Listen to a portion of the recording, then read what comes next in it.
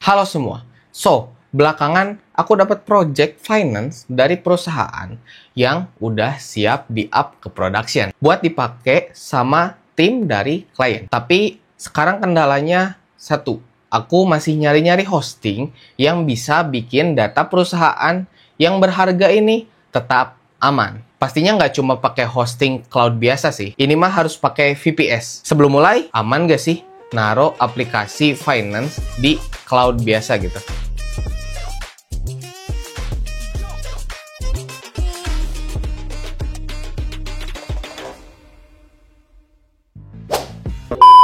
Jawabannya ya secara umum aman aja sih. Apalagi kalau provider cloud-nya terpercaya dan punya fitur keamanan yang mumpuni. Malah cloud bisa jadi menawarkan beberapa kelebihan dibanding on-premise. Buktinya banyak perusahaan besar yang udah naruh aplikasi finance mereka di cloud. Contohnya Netflix, Airbnb, dan bahkan lembaga-lembaga keuangan besar seperti Capital One. Mereka percaya sama keamanan dan efisiensi cloud untuk ngelola data penting mereka. Kelebihannya, cloud ini punya skalabilitas dan fleksibilitas yang tinggi. Bisa diakses dari mana saja, dan biaya operasionalnya itu lebih rendah. Tapi ada juga kekurangannya, yaitu kita perlu memastikan provider cloud-nya itu punya keamanan yang ketat dan juga memenuhi standar compliance yang dibutuhkan. Kenapa sih harus hosting di VPS? Emang shared hosting atau cloud hosting kurang? Nah, VPS itu punya beberapa kelebihan. Pertama, performa lebih tinggi. Jadi website kamu bakal lebih cepat lagi gitu ya, dan lebih stabil karena resource-nya dedicated buat kamu. Kedua, lebih aman. Jadi data kamu bakal terisolate dari user lain, jadi lebih aman dari serangan cyber. Ketiga, fleksibel. Kamu bisa install software apa aja dan custom konfigurasi server sesuai kebutuhan. Nah, sekarang gimana caranya milih VPS yang tepat buat web hosting kamu? Pertama, tentuin dulu jenis websitenya. Website dengan traffic yang tinggi pasti butuh resource yang lebih besar. Kedua, pilih provider VPS yang terpercaya dan punya reputasi bagus dalam web hosting. Ketiga, perhatikan lokasi data center. Pilih yang dekat dengan target audience kamu, biar websitenya itu lebih cepat diakses. Nah, salah satu provider VPS yang aku rekomendasiin banget adalah BiznetGeo. Mereka punya layanan VPS yang handal, aman, dan juga harganya terjangkau. Plus, dioptimasi untuk web hosting. Yuk kita coba hosting website di BiznetGeo VPS bareng-bareng di sini. Oke, kita udah buka websitenya BiznetGeo. Jadi, teman-teman bisa akses di sini. Aku tinggal login aja nih. Klik login. Nah, setelah login, kita ada dashboardnya nih. Di sini aku belum punya apa-apa. Kita langsung quick create aja. Terus aku mau coba yang Neo Light Pro. Nah, ini nama servicenya kita jadi ini aja ya, code gila. Ini sebenarnya bebas ya. Regionnya West Java. Nah, ini produknya kita bisa sesuaikan nih sama kebutuhan kita tuh apa gitu. Kita coba yang ini aja, yang basicnya dulu aja ya gitu. RAM 1GB, disk 30GB. Itu jadi cukup lah. Cycle-nya bulanan aja. Nah, ini OS-nya, teman-teman bisa pilih bebas mau pakai apa aja gitu ya. Kalau aku mau coba pakai Debian 11 aja. Dan ini SSH-nya kita create. Nah, setelah di-create nanti bakal ngedownload file ya, teman-teman. Jadi itu disimpan dulu aja. Kemudian console username-nya. Terus password-nya.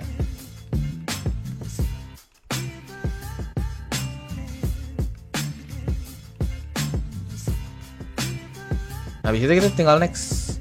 Sorry, ininya salah. Kurang passwordnya ternyata.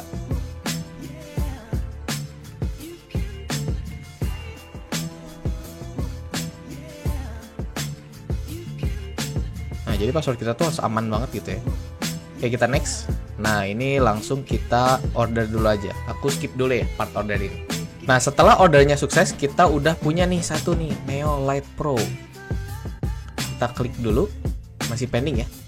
Masih di prepare dulu service-nya. Jadi kalau di sini statusnya masih pending, kita bisa tunggu dulu aja nih, teman-teman. Nah, setelah di refresh, statusnya udah aktif. Jadi kita bisa buka nih Nih udah dapet ya spek server yang kita perlukan gitu. Dan ini ada konsol, resize, dan juga kita bisa delete gitu. Dan ini sedang running. Oke, kita open konsol aja teman-teman langsung. Jadi di loginnya pakai user yang tadi ya. Oke, ini udah login nih. Oke, yang pertama aku melakukan di sini adalah kita cek update dulu ya.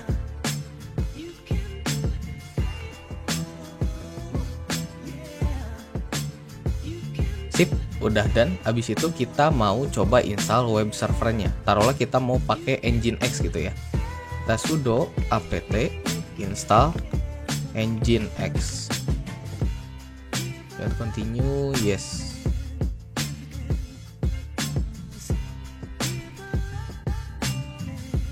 Oke, di sini kita udah punya web servernya kita. Nah, setelah kita berhasil install Nginx-nya, sekarang kita bakal lanjut install npm-nya. Kita install npm. Caranya kita sudo apt install npm. Ini kita tinggal tungguin aja dulu. Terus ini kita yes dulu. Oke, kita tunggu aja dulu installnya teman-teman. Oke, installnya udah selesai. Nah, ada satu lagi nih yang perlu aku install, yaitu aku mau install nvm atau Node Version Manager gitu ya.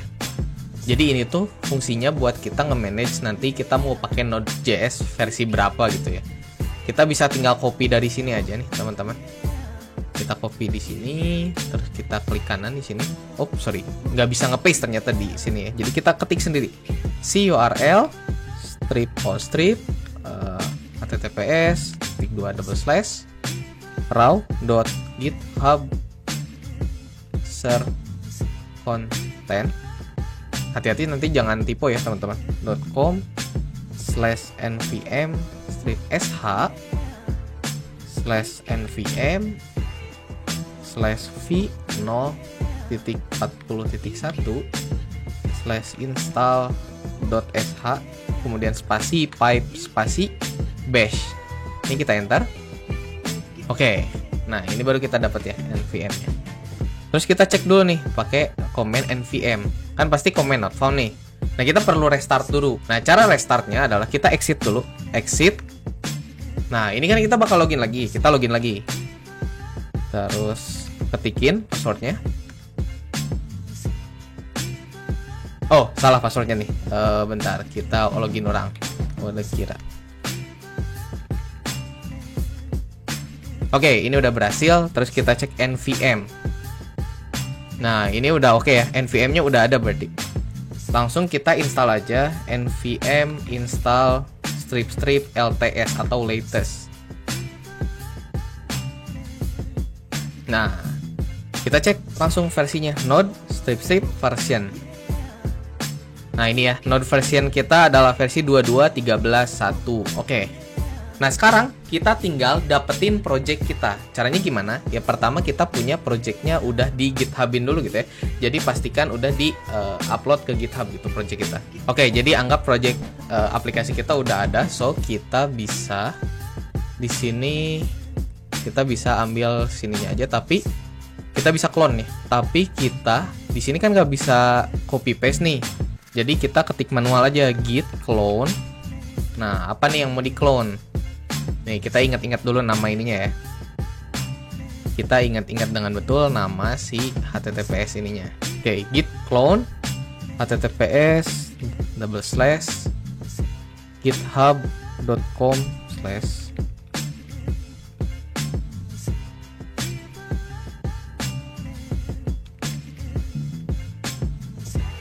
Oke, terus kita enter aja. Nah, ini dia lagi nge-clone dulu aplikasinya, jadi kita tungguin aja.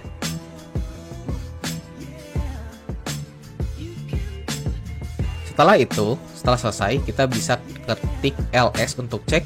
Nah, ini udah deh ACCS atau aplikasi yang aku punya. Kita pindah dulu gitu ya, cd a tab enter. Jadi teman-teman nggak usah ngetikin si projectnya full gitu ya, tinggal ketik beberapa, pencet tab, terus enter. Ini kita udah masuk di si projectnya. Nah, yang pertama kita harus lakukan adalah kita npm install dulu. untuk menginstal semua dependensi yang kita butuhin dari aplikasinya. Nah, setelah semua terinstall, kita baru bisa jalanin build-nya. Kita npm run build. Oke, kita tungguin build-nya beres lagi nih. Setelah di build, baru kita bisa akses nih si websitenya. Oke, kita udah berhasil build. Nah, caranya kita nge-run aplikasinya gimana? Kita seperti biasa aja ya, npm run dev gitu. Nah, ini kan ada di localhost 3002 katanya. Nah, jangan di situ gitu.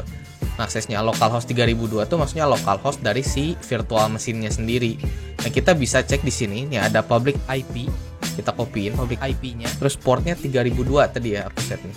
Nah, oke. Di sini udah berhasil nih. Aplikasinya udah kebuka, teman-teman. So, artinya aplikasi kita udah siap go public gitu ya, atau udah siap production. Tapi ada satu hal lagi yang aku mau tambahin nih, teman-teman.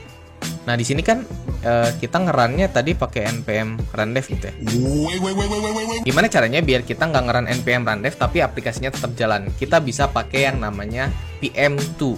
So, kita install dulu pm2-nya. Npm install strip G karena kita mau global ya, semua area di virtual machine kita punya pm2 gitu ya. pm2. Oke, udah berhasil install pm2-nya. Sekarang kita jalanin pm2-nya dengan cara pm2 start npm strip name. Terus ini nama aplikasinya apa? Misalnya akuntan app strip spasi start. Jadi spasi strip spasi start. Kita enter.